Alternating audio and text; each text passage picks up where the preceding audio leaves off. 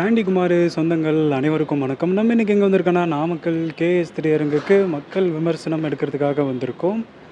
Weapon Hollywood படம் மாதிரி அருமையாக இருக்குது. ஹாலிவுட் படம் மாதிரி இருக்கு. நருட்டோ அனிமே மாதிரி கொண்டு வந்துட்டாங்கண்ணா. படம் எப்படி இருந்துச்சு? நல்லா இருக்கா? சத்யராஜ் நடிப்பெல்லாம் நல்லா இருக்கு.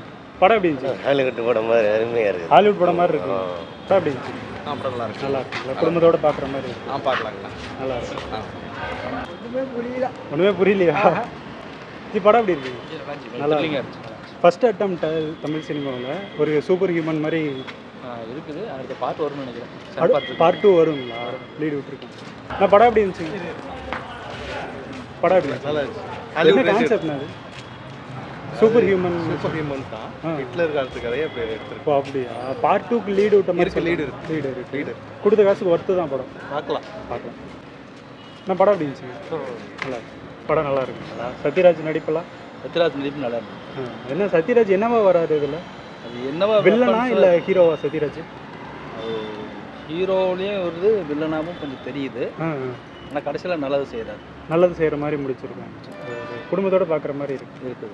எப்படி சண்டை மட்டும்தான் இருக்குது? சண்டை படமும் காமெடி கொஞ்சம் இல்லைங்க. காமெடி இல்லை, முழுக்க சண்டை நல்லா கொண்டு போடுற மாதிரி கொஞ்சம் கொண்டு போகிறாங்க. த்ரில்லராக கொண்டு போயிருக்காங்க. ஆமாம். புரியுதா கதை? புரியுதுங்களா? புரியுது.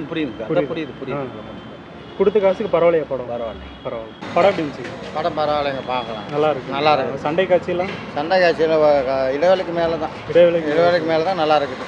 இடைவெளிக்கு முன்னாடி சுமாராக இருக்கும். நல்லா பார்க்கலாம். அவங்ககிட்ட கேளுங்க. படம் எப்படி? படம் சரியான மொக்கண்ணா. எதுக்கும் வந்தாயிடுச்சுண்ணா. இல்லை என்ன கான்செப்ட் புரியுது? கான்செப்ட் படமே புரியலண்ணா. ஃபுல்லாக புதுசாக கொண்டாருன்னு சொல்லிட்டு ரொம்ப மொக்கா பண்ணிட்டாங்க. டெக்னாலஜி சூப்பர் ஹியூமன் அப்படிங்கிற மாதிரி டெக்னாலஜியை பற்றி எடுத்த படம் தானே. ரொம்ப மொக்கண்ணா. நருட்டோ அனிமே மாதிரி கொண்டு வந்துட்டாங்கண்ணா. அதுதான் எனக்கு புரியும்.